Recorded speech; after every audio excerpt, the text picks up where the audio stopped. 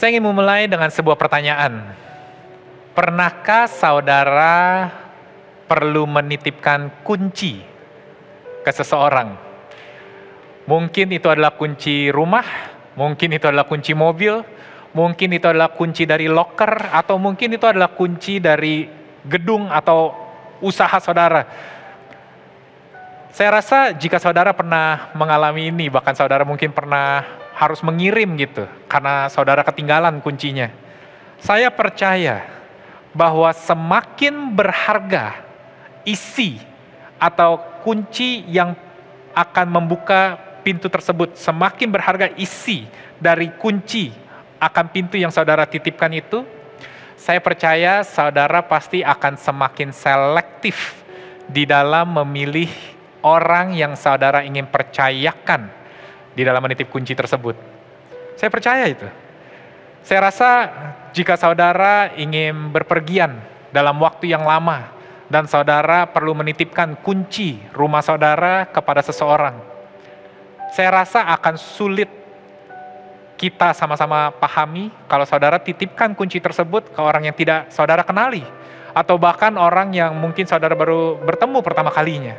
Saya percaya saudara pasti akan memilih orang yang betul-betul saudara percaya di dalam menitipkan kunci tersebut.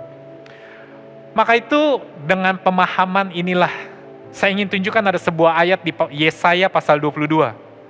Dikatakan demikian. Tetapi Tuhan semesta Allah menyatakan diri dan berfirman kepadaku, sungguh kesalahanmu ini tidak akan diampuni sampai kamu mati. Firman Tuhan, Tuhan semesta alam. Beginilah firman Tuhan, Tuhan semesta alam. Mari pergilah kepada kepala istana ini, kepala istana dari Yerusalem, dari bangsa Israel. Kepada Sebna yang mengurus istana. Sebna adalah seorang yang dipercaya dengan kunci dari istana. Kunci kerajaan Israel. Tapi Sebna ini mempunyai hati yang condong kepada musuh dari bangsa Israel, yaitu Mesir pada waktu itu. Jadi dia setiap kali di dalam menggunakan kunci yang diberikan, itu dia seakan-akan membuat bangsa Israel semakin sengsara, semakin rugi dan menderita, dan musuhnya semakin baik keadaannya. Maka itu dikatakan, firman Tuhan berkata, mari pergilah kepada kepala istana ini, kepala istana yang hatinya tidak condong kepada bangsaku, kepada Sebna yang mengurus istana, dan katakan, aku akan melemparkan engkau dari jabatanmu, dan dari pangkatmu engkau akan dijatuhkan. Bahwa Tuhan begitu condong hatinya kepada bangsa Israel, dan dia tidak ingin jika ada seseorang yang menyalahgunakan kekuasaan yang dia berikan untuk kepentingan pribadi, bahkan musuh dari bangsa Israel. Lalu dikatakan di ayat 20, maka pada waktu itu, aku akan memanggil hambaku Eliakim bin Hilkiah. Aku akan mengenakan jubahmu, jubahnya Sebna kepadanya, dan ikat pinggangmu akan kuikatkan kepadanya, dan kekuasaanmu akan kuberikan ke tangannya. Maka ia akan menjadi bapa bagi penduduk Yerusalem dan bagi kaum Yehuda. Tuhan berkata bahwa kekuasaan akan diberikan ke tangannya. Wow. Kunci seringkali berbicara mengenai kekuasaan, saudara-saudara. Mengenai power, mengenai influence, mengenai blessing. Bahwa siapa yang memegang kunci itu mempunyai akses kepada apapun yang ada di balik pintu dari kunci tersebut. Maka itu sangat penting bagi siapa yang memegang kunci tersebut. Lalu dikatakan di ayat 22, bahwa aku, Tuhan akan menaruh kunci rumah Daud ke atas bahu dari Eliakim. Apabila ia membuka, tidak ada yang dapat menutup. Dan apabila ia menutup, tidak ada yang dapat membuka, saudara-saudara. Bahwa dikatakan dia akan menaruh kunci rumah Daud. Kunci bangsa Israel, istana, kerajaan dari umat kesayangan Tuhan, umat pilihan Tuhan. Kunci rumah Daud yang berbicara mengenai political influence, yang berbicara mengenai blessing, yang berbicara mengenai authority, yang berbicara mengenai power. Kunci ini dipercayakan kepada Eliakim, hamba dari Tuhan. Dan dikatakan jika ia membuka, tidak ada yang dapat menutup.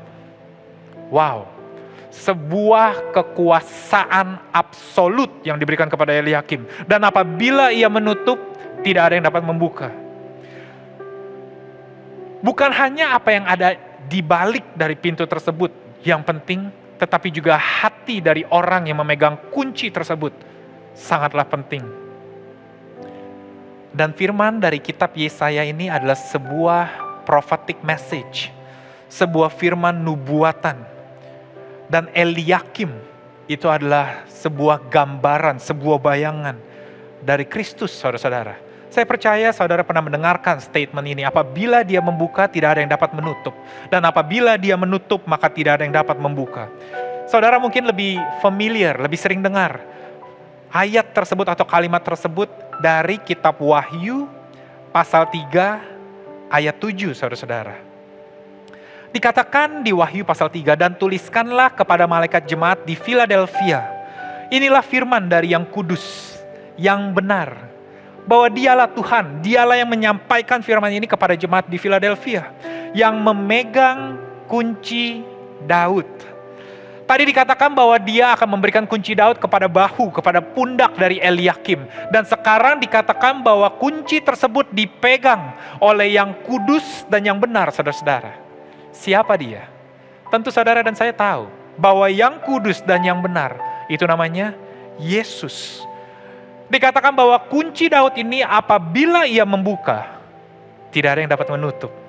Dan apabila ia menutup, tidak ada yang dapat membuka, saudara-saudara. Sebuah kalimat yang tadi kita baca bersama di kitab Yesaya yang berbicara mengenai power, berbicara mengenai otoritas, berbicara mengenai kekayaan dari kerajaan Israel.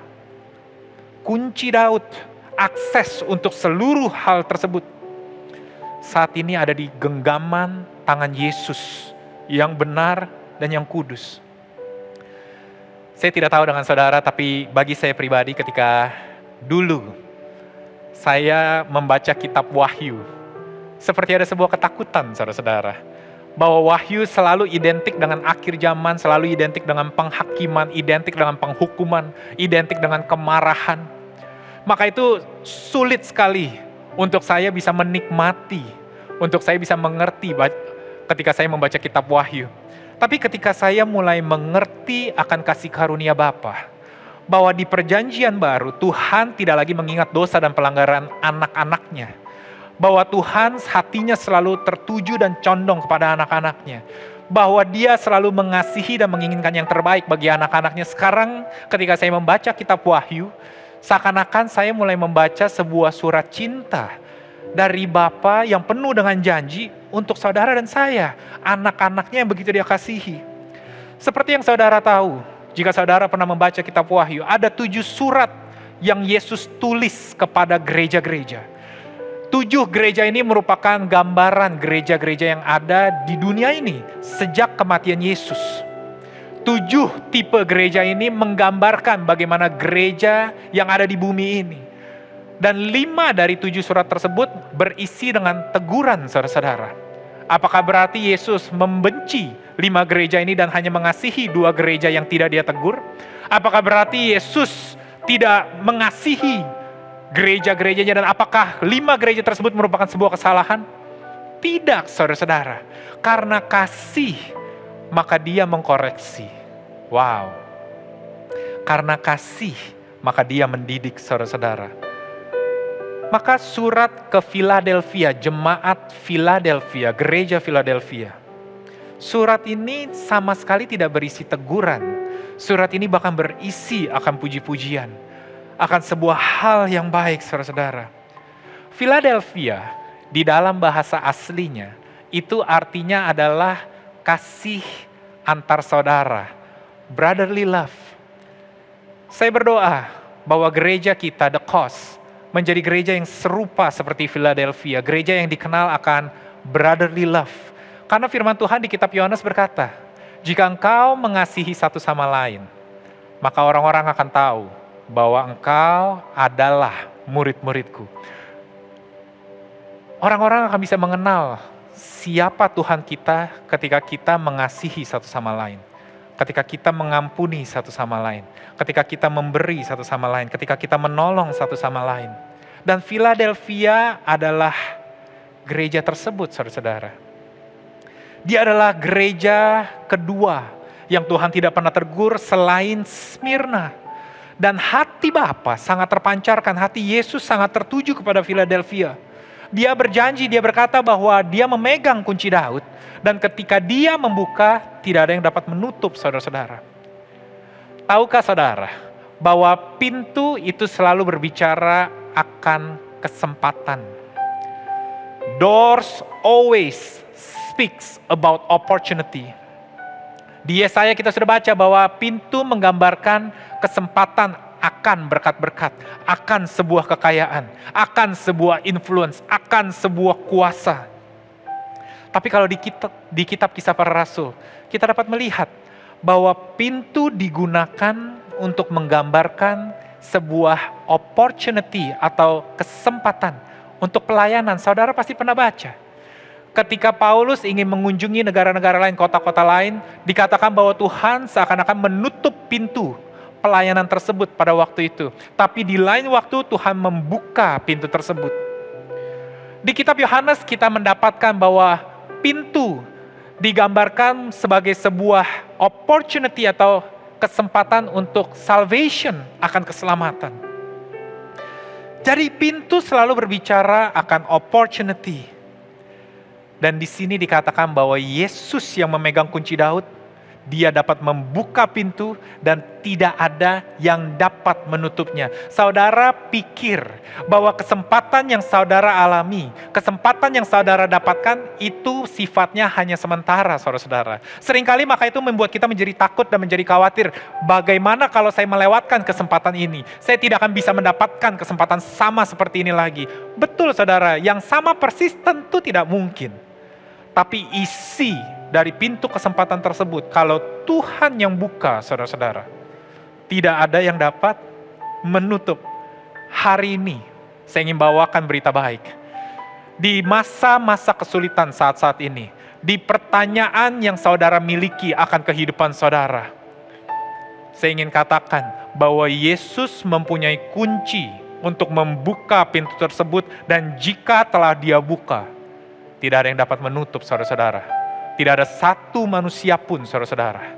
Tidak ada satu makhluk ciptaan apapun Tuhan yang dapat menutup apa yang sudah dia buka. Saya mau katakan, kalau Tuhan membuka, kalau pintu itu terbuka, saudara-saudara, itu sangat jelas. Ini bukanlah sebuah pintu yang terbuka tapi tertutup, maksudnya tidak dikunci tapi tertutup.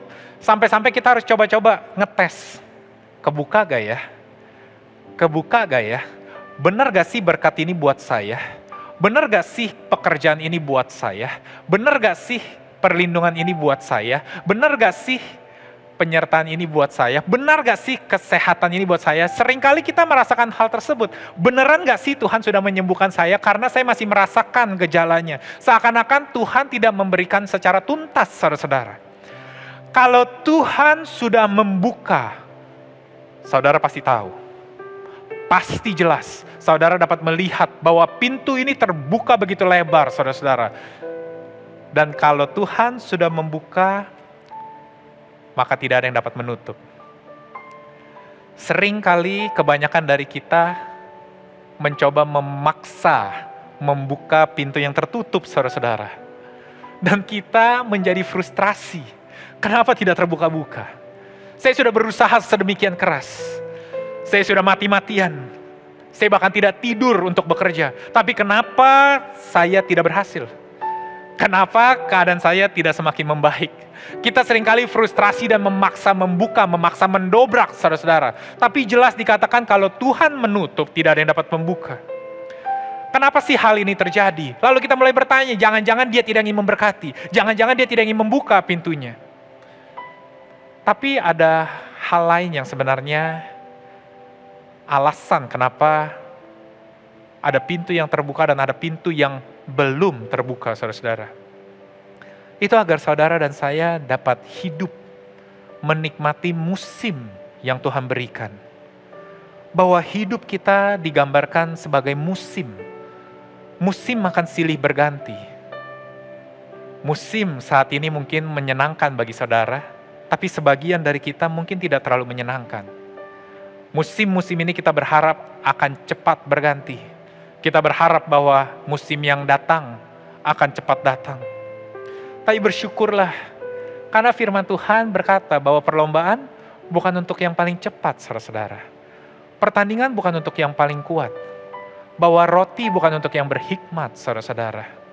Karena waktu dan kesempatan akan dialami mereka semua, bahwa Tuhan kita adalah Tuhan yang kudus, Tuhan yang benar, Tuhan yang adil, tapi yang paling penting, Tuhan yang mengasihi kehidupan saudara dan saya. Ketika kita mulai mengerti ada musim, kita dapat hidup dengan namanya the unforced rhythm of grace. Bahwa ada sebuah irama kasih karunia yang tidak perlu dipaksakan, saudara-saudara. Bahwa kita dapat hidup dengan tenang dan mengalir, mengikuti apa yang Tuhan rencanakan. Pintu apa yang Tuhan sudah bukakan dan pintu apa yang Tuhan belum bukakan. Paulus tidak mengeluh ketika sedang dalam pelayanan untuk penginjilan. Dia bilang, Tuhan, kenapa kau tutup pintu tersebut? Saya sedang berapi-api, saya tahu bahwa di sana akan ada kebangkitan. Kenapa engkau tutup, Tuhan? Paulus tidak berbicara seperti itu. Paulus menunggu. Paulus berjalan ke tempat lain yang Tuhan arahkan pintunya. Dan kita lihat bahwa semua rencana atau semua perjalanan yang Paulus diarahkan oleh Tuhan, kita dapat melihat sungguh rancangan Tuhan lebih tinggi daripada rancangan Paulus. Di awal tahun ini, ada sebuah kata yang muncul di hati saya, yaitu restful increase. Saya percaya kata ini bukan hanya untuk saya pribadi, tapi bagi banyak dari saudara juga. Bahwa tahun ini saudara akan mengalami peningkatan, tetapi peningkatan yang restful, saudara. Yang tenang, saudara-saudara. Dan ketika saya mulai mencerna kata restful increase, kalimat berikut yang Tuhan ingatkan adalah itu. Aku akan membuka pintu dan tidak ada yang dapat menutup. Bagaimana kita bisa dengan restful?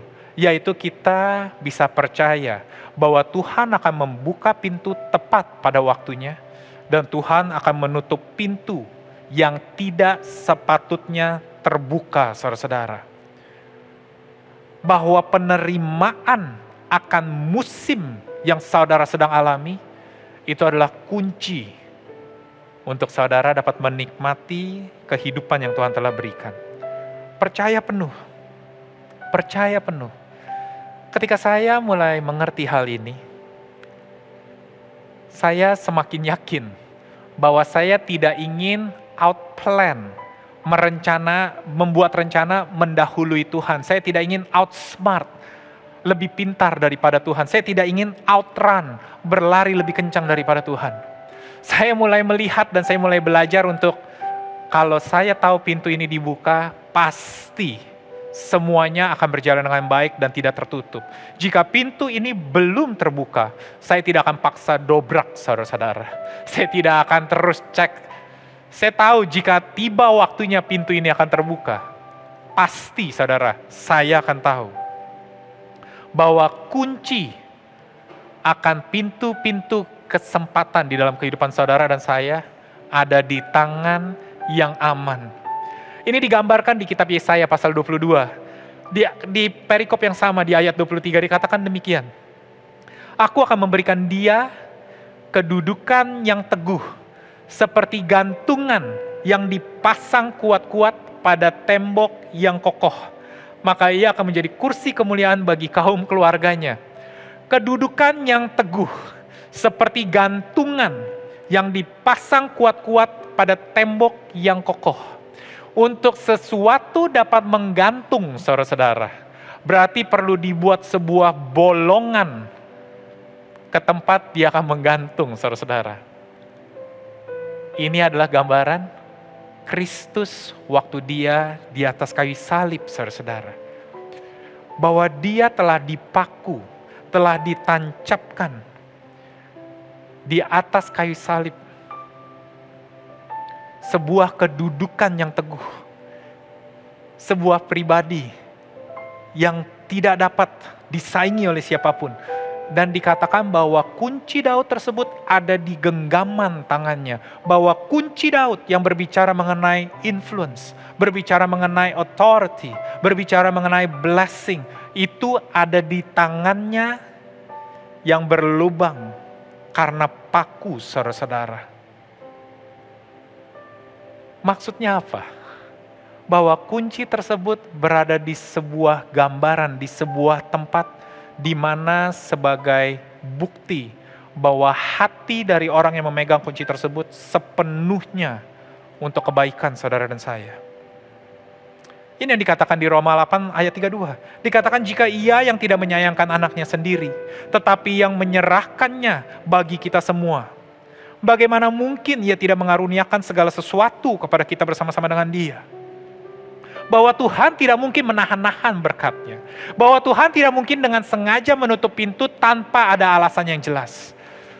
Bahwa Tuhan seakan-akan tidak ingin memberikan yang terbaik.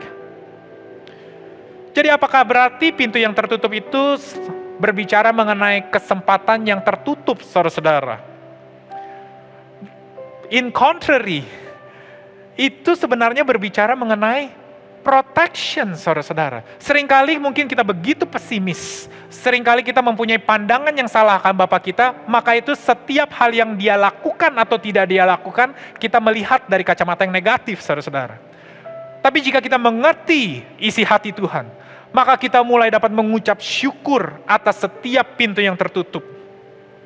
Karena pintu-pintu yang dia tutup, itu selalu berbicara mengenai perlindungan, saudara-saudara. Seperti seorang bapa yang begitu mengasihi anak-anaknya. Mereka pasti, saudara-saudara, pasti akan menutup pintu yang dapat membuat celaka anak-anaknya. Mereka tidak akan membiarkan anak-anaknya masuk ke dalam pintu tersebut. Mereka tidak akan mengizinkan anak-anaknya untuk merasakan apa yang ada di balik pintu tersebut. Mereka akan kunci, saudara-saudara, sampai waktunya mereka siap.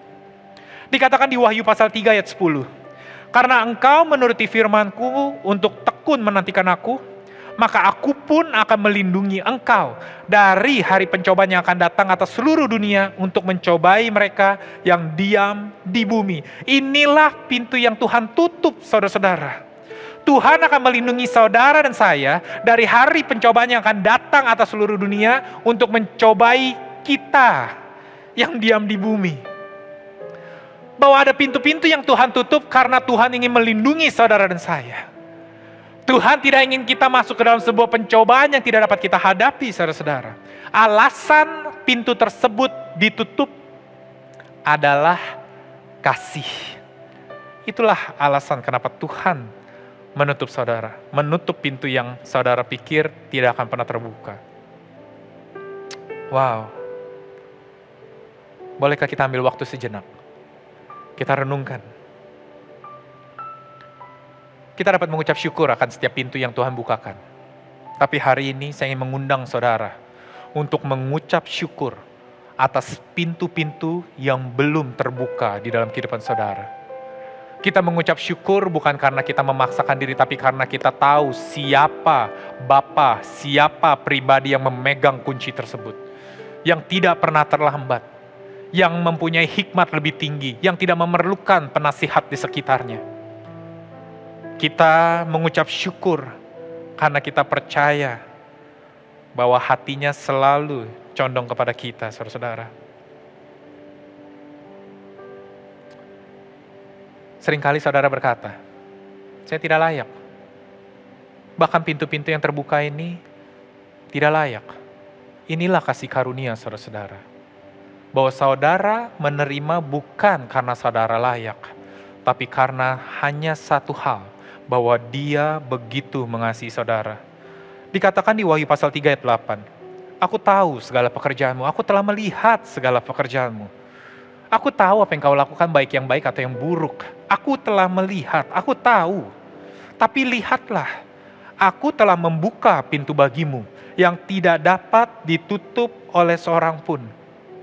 Bahkan dikatakan bahwa aku tahu bahwa kekuatanmu itu tidak seberapa, bahwa you are not smart enough, bahwa saudara tidak cukup bijaksana, bahwa saudara tidak mempunyai cukup modal, bahwa saudara tidak mempunyai cukup pengetahuan, saudara tidak mempunyai cukup pengaruh, saudara tidak mempunyai kepintaran atau kekuatan yang cukup. Tapi karena satu hal, namun engkau menuruti firman-Ku, dan engkau tidak menyangkal namaku, bahwa engkau percaya penuh kepada aku, kata Tuhan. Maka aku buka pintu yang tidak dapat ditutup oleh seorang pun. Wow. Selama dalam kehidupan saya, sejak saya mengenal Tuhan, saya semakin melihat banyak hal yang tidak sepantasnya saya dapatkan, tapi Tuhan berikan, saudara-saudara. Inilah yang namanya favor. Banyak hal yang semestinya saya dapatkan, seperti penghukuman, seperti kehidupan yang kurang baik, karena kesalahan-kesalahan saya, karena dosa-dosa saya. Itu malah Tuhan tidak berikan. Itulah namanya mercy, saudara-saudara. Maka kita akan bersyukur akan setiap favor yang Tuhan telah bukakan pintunya bagi kita. Dan saya juga mengucap syukur akan setiap pintu mercy yang Tuhan tutup, saudara-saudara. Karena Tuhan begitu baik. Dan ada sebuah ayat yang begitu menggambarkan akan hal ini. Di Roma pasal 10 ayat 11 dikatakan demikian. Barang siapa yang percaya kepada Dia tidak akan dipermalukan. Apakah situasi yang sedang saudara hadapi saat ini? Apakah saudara merasa bahwa saudara sedang terpojok, sedang terhimpit, dan saudara sebentar lagi tidak tahu di mana saudara perlu meletakkan muka saudara? Karena seakan-akan ini begitu berantakan, begitu rumit, seakan-akan saudara terlihat begitu bodoh, padahal saudara tahu saudara lebih baik daripada apa yang saudara lakukan atau apapun yang terjadi. Tapi firman Tuhan berkata, barang siapa yang percaya kepada Dia, tidak akan dipermalukan. Tuhan akan tutup pintu-pintu tersebut. Door of mercy will be closed, saudara-saudara. Wow. Sayangnya ketika kita tidak memiliki perspektif ini, kita akan selalu berpikir Tuhan itu senang menutup pintu. Tuhan itu lebih senang membuat hidup kita sulit daripada membuka pintu bagi kita. Kita tidak dapat lagi mengucap syukur akan setiap pintu yang Dia tujukan untuk perlindungan kita. Saudara mungkin ingat di kitab Yohanes pasal 10, ketika Tuhan berkata, aku adalah pintu. Dan barang siapa yang ingin masuk ke kandang domba untuk berhadapan dengan domba-dombaku, mereka harus melalui aku. Bersyukurlah kepada Tuhan. Karena Dia yang memfilter saudara, Dia yang memilih saudara apa yang boleh lewat dari pintu tersebut dan apa yang tidak boleh, saudara-saudara. Bersyukurlah karena apa yang saudara alami saat ini, kehidupan, situasi yang saudara berada di dalam saat ini. Itu adalah yang terbaik yang Tuhan berikan bagi saudara dan saya. Bahwa Dia tidak sedang bermain-main dengan kehidupan saudara. Seringkali karena lamanya pintu tersebut tertutup, atau mata kita selalu tertuju kepada pintu yang tertutup tersebut, seringkali kita mulai mengidentifikasikan diri kita dengan pintu tertutup tersebut. Kita berpikir bahwa kita adalah orang yang gagal, bahwa kita bukanlah orang yang cukup baik. Hanya karena satu pintu yang tertutup dan tidak pernah terbuka, saudara-saudara. Kita mulai berpikir bahwa karena satu hal inilah, saya tidak akan mempunyai masa depan yang baik. Padahal Tuhan telah membuka begitu banyak pintu yang lain. Mata kita begitu tertuju akan hal ini, hati kita begitu dipenuhi, pikiran kita begitu dipenuhi akan hal ini, sehingga kita luput pandangan kita dari akan hal-hal baik yang Tuhan telah berikan, saudara-saudara. Dan seringkali pendapat orang-orang pun mulai kita ambil. Jangan-jangan emang saya ini orangnya tidak dapat bekerja. Jangan saya orangnya ini tidak pernah berpikir panjang. Jangan-jangan saya ini orangnya bukan orang yang serius dalam kehidupan, tidak pernah merencanakan dengan baik. But I want to tell you today, people's opinion on you are not God's opinion on you. Saya mau katakan sekali lagi, people's opinions on you are not God's opinions on you. Orang mungkin berkata bahwa saudara lemah, bahwa saudara tidak bisa. You are disqualified. Saudara tidak memiliki masa depan. Saudara tidak akan berubah kehidupannya. Mereka terus mengidentifikasikan kehidupan saudara, karakter saudara dengan pintu yang tertutup. Mungkin karena Anda belum mendapatkan pekerjaan tersebut. Mungkin Anda belum mendapatkan pendapatan yang mereka harapkan untuk saudara dapatkan. Mungkin mereka belum melihat saudara memiliki sebuah relationship atau pelayanan yang tidak kunjung baik. Seakan-akan ada sebuah pintu tertutup dan mereka mulai menyebut nama saudara dengan pintu yang tertutup tersebut. Tapi mereka pun luput. Pandangan mereka lepas dari pintu yang telah terbuka, saudara-saudara. Mereka lupa bahwa Tuhan telah memberkati kehidupan saudara. Saudara pun lupa bahwa Tuhan begitu setia. Memberikan, menyediakan, dan menjaga kehidupan saudara. Hari ini, saya ingin saudara mempunyai perspektif yang benar. Ada sebuah firman di Roma pasal 12 ayat 3, The Message Version. Saya sangat suka, benar-benar sangat suka ayat ini saudara-saudara. Dikatakan, I'm speaking to you out of deep gratitude, dengan segala ucapan syukur, for all that God has given me, and especially as I have responsibilities in relation to you. Living then, as every one of you does, in pure grace. Hiduplah selalu dengan kasih karunia yang murni, saudara-saudara. Kasih karunia yang bawa hatinya selalu condong. Hati Bapa selalu tertuju kepada kehidupan saudara. It is important that you not misinterpret yourselves as people who are bringing this goodness to God. Ingatlah bahwa bukan karena kelayakan saudara atau apa yang saudara persembahkan kepada Tuhan, maka Tuhan mengaruniakan kasih karunia ini. In contrary, saudara-saudara, no, God brings it all to you. Hanya karena kemurahan hatinya saja, hanya karena kasih karunia saja, maka Dia membawa dan memberikan segala yang baik ke dalam kehidupan saudara dan saya. Dikatakan the only accurate way to understand ourselves, satu-satunya cara yang paling benar untuk mengenal siapa diri saudara, untuk mengenal siapa diri saya, is by what God is and what He has done for us. Kita harus tahu siapa Dia, bahwa Dia adalah kasih dan apa yang telah Dia lakukan bagi kita. Bahwa Dia mengaruniakan anaknya yang tunggal. Dia merelakan nyawanya. And not by what we are and what we do for Him. Bukan dari seberapa pintar, seberapa kuat, seberapa layak. Hari ini, jika saudara terbesit, saya sudah bekerja, melakukan pekerjaan ini selama 10 tahun. Saya sudah menghidupi kehidupan ini selama 12 tahun. Musim kehidupan saya kok seakan-akan tidak pernah berubah 5 tahun terakhir. Lalu saudara mulai mengklaim, jangan-jangan saya emang terlahir untuk kegagalan ini. Firman Tuhan jelas berkata, that is not the accurate way untuk saudara mengidentifikasikan kehidupan saudara. The only accurate way adalah dengan siapa Dia, bahwa Dia adalah kasih, Dia adalah Bapa yang begitu penuh cinta, saudara-saudara. Dan apa yang telah Dia lakukan bagi saudara dan saya, Dia telah mencurahkan darahnya, bahkan ketika kita masih berdosa, saudara-saudara. Bahkan ketika kita masih tidak layak, saudara-saudara. Tapi Dia lakukan itu semua sebab saudara adalah anaknya yang begitu dikasihi. Wow. Maka itu kita kembali ke kitab Wahyu pasal 3 ketika Dia berbicara kepada jemaat Philadelphia. Ketika Tuhan katakan bahwa mereka lemah. Aku tahu kelemahanmu. Tapi dikatakan di ayat 12, barang siapa menang, ia akan kujadikan Sokoguru. Wow, bahasanya Sokoguru. Udah kayak Son Goku. Sokoguru itu artinya pilar, saudara-saudara. Kenapa nggak pakai kata pilar ya, lebih mudah ya. Kenapa pakai kata Sokoguru? Tapi dikatakan kau akan kujadikan pilar di dalam bait suci Allahku. Dan ia tidak akan keluar lagi dari situ. Tahukah kenapa Tuhan berkata bahwa ia tidak akan keluar lagi dari situ? Dan kenapa Tuhan berkata, aku tidak akan menjauhkan kau dari pencobaan? Karena Philadelphia secara geografis, mereka adalah sebuah kota yang berada di atas lempengan gempa bumi, saudara-saudara.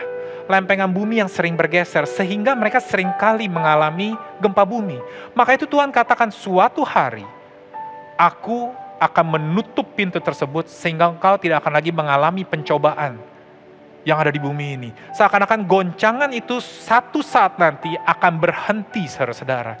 Bahwa segala musibah yang saudara pikir bertubi-tubi, bahwa segala goncangan yang saudara alami semuanya seakan-akan di-shake.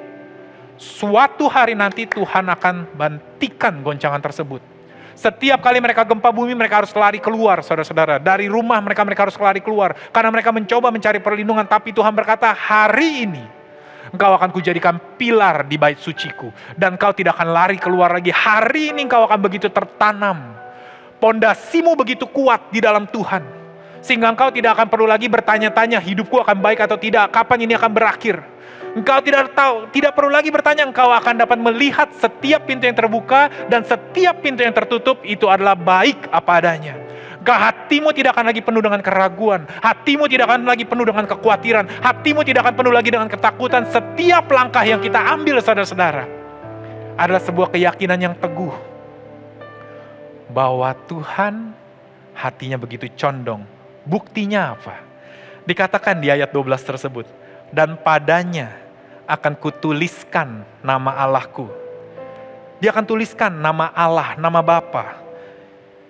Lalu dia akan tuliskan nama kota Allahku, yaitu Yerusalem baru, yang turun dari surga dari Allahku, dan namaku yang baru. Ada 3 hal yang Tuhan akan tuliskan. Nama Allahku. Nama Allah itu berbicara mengenai bahwa you are God's people. Bahwa engkau adalah anak-anak umat kesayangan Tuhan. Tuhan akan tuliskan. Sehingga bukan hanya saudara mendapat assurance itu, tapi orang-orang akan melihat bahwa sungguh kehidupanmu diberkati. Tuhan akan tuliskan nama kota Allah, yaitu Yerusalem yang baru. Di dalam perjanjian lama, hanya ada satu tempat, saudara-saudara, di mana Yerusalem baru ini disebut, yaitu di kitab Yehezkiel. Dan Yerusalem baru tersebut dinamakan Jehovah Shammah, yang artinya the Lord is there. Yerusalem baru adalah kota yang menggambarkan bahwa Tuhan ada di sana, bahwa terang kemuliaannya akan begitu bersinar dan orang tidak akan luput sampai kelewatan melihatnya. Hari ini saya mau katakan, saudara-saudara, bahwa Tuhan akan menjadikan saudara, akan menulis namanya, kota Yerusalem yang baru. Dan orang-orang dapat melihat, sungguh hidupmu penuh dengan favor, sungguh hidupmu penuh dengan berkat, sungguh hidupmu penuh dengan damai sejahtera, sungguh hidupmu selalu dipenuhi dengan sukacita, walaupun saudara mempunyai 1001 alasan untuk bersungut-sungut, saudara-saudara. Dan yang terakhir, dia katakan, aku akan menuliskan namaku yang baru. It speaks about His holiness, kekudusannya, saudara-saudara. Bahwa saudara sempurna, tidak ada yang bercacat, tidak ada yang bercela. Bukan karena perbuatanmu, tapi karena identitas baru yang Dia berikan. Wow.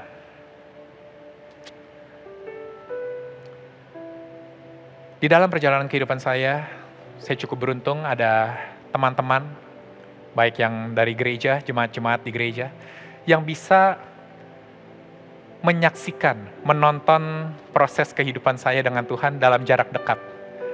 Mereka bahkan tidak ragu untuk bertanya atau menanyakan hal-hal yang sulit. Seperti contohnya ada satu kali ketika masalah yang dihadapi seakan-akan bertubi-tubi dalam kehidupan saya. Ada yang bertanya demikian. Kalau pastor saja tidak terhindarkan dari masalah-masalah, bagaimana dengan kita? Tapi pastor, kok seakan-akan kehidupan pastor, kehidupannya lebih berat? Mungkin karena title pastor ya, jadi kehidupannya lebih berat, kata dia. Apakah tidak lebih baik menjadi seperti orang biasa saja? Kehidupannya akan seakan-akan lebih baik jika kehidupannya tidak melayani. Ada hal-hal yang dapat dinikmati dan ada hal-hal yang tidak dapat dirasakan, yang tidak perlu dialami kalau bukanlah seorang pastor.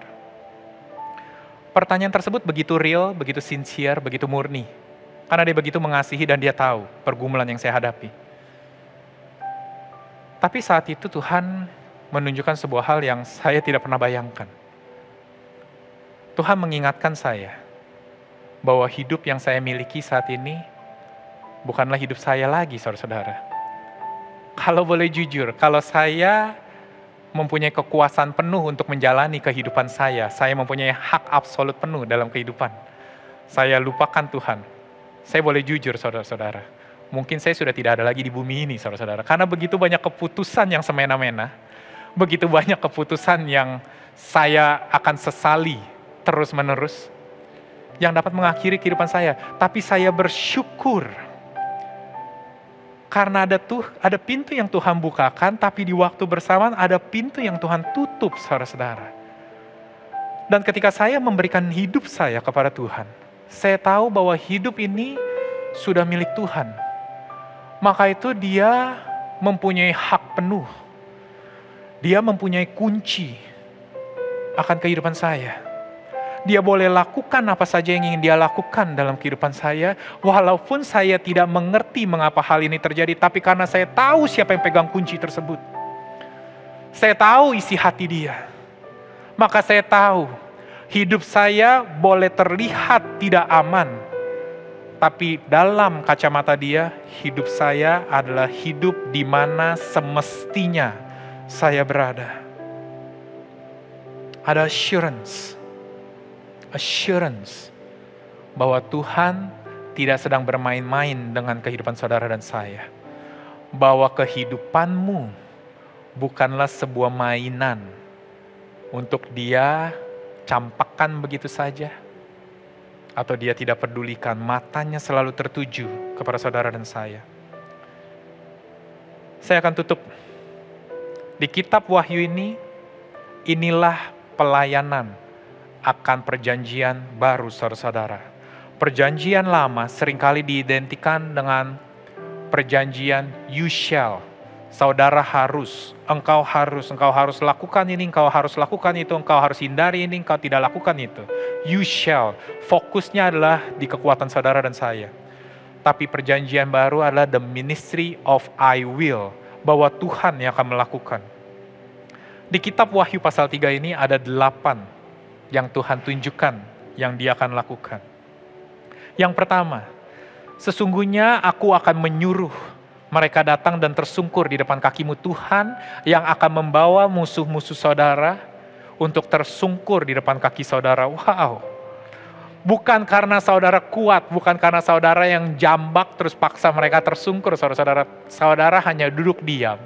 Tapi Tuhan yang akan membawa mereka dan tersungkur di depan kakimu. Yang kedua dikatakan, aku akan membuat mereka mengaku. Bukan hanya mereka datang dan tersungkur, tapi mereka akan mengaku bahwa saudara benar-benar pribadi yang begitu dikasihi oleh Tuhan. Bahwa mereka tidak pernah berhadapan dengan orang-orang yang begitu mempunyai backingan yang kuat, yaitu Bapa yang begitu mengasihi mereka. Lalu yang ketiga adalah, maka aku pun akan melindungi engkau dari hari pencobaan yang akan datang atas seluruh dunia untuk mencobai mereka yang diam di bumi. Bahwa Tuhan akan luputkan saudara dari pencobaan-pencobaan yang saudara tidak sanggup hadapi, saudara-saudara. Tuhan yang lakukan itu, bukan karena hikmat saudara. Saudara dapat terbebas dari jebakan-jebakan yang mungkin dapat menjerumuskan kehidupan saudara. Tapi karena kasih karunia dan kemurahan hatinya lah, saudara terbebas, terlindungi dari hari pencobaan.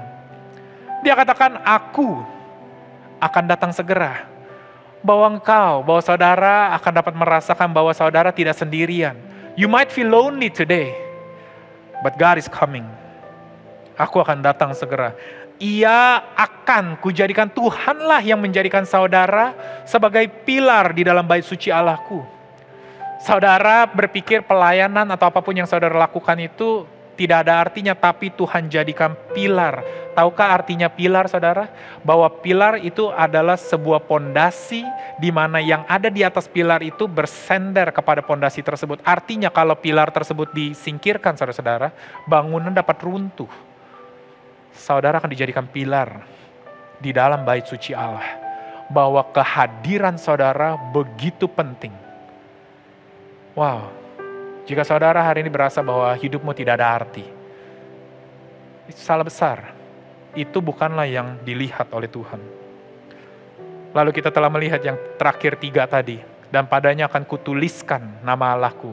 Tuhan yang akan menyebut, Tuhan yang akan menuliskan nama kota Allahku. Tuhanlah yang akan memberikan namanya yang baru. Dialah yang menuliskan, saudara-saudara. Bukan kita, bukan orang-orang di sekitar kita. Not your friends. Bukan bos saudara, bukan karyawan saudara.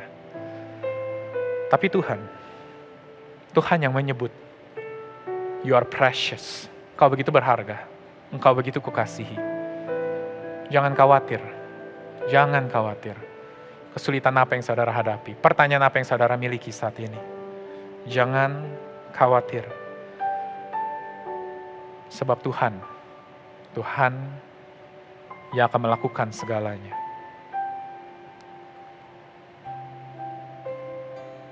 Ada sebuah ayat di Wahyu juga.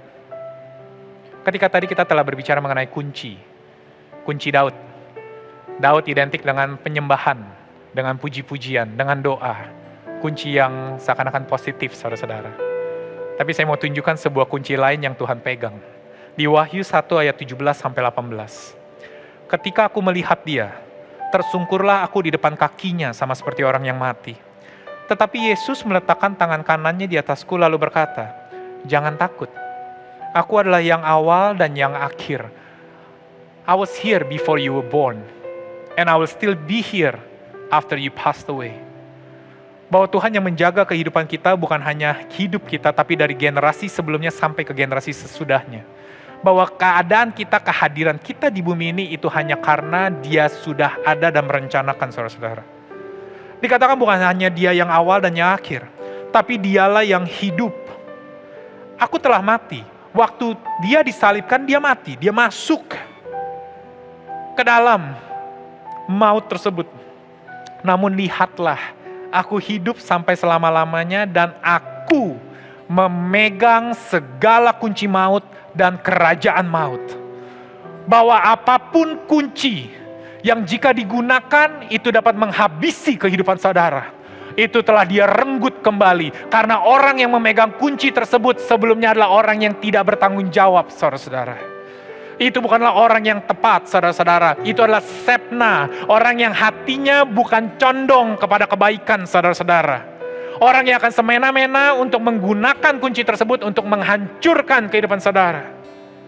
Tapi dikatakan Dia telah ambil.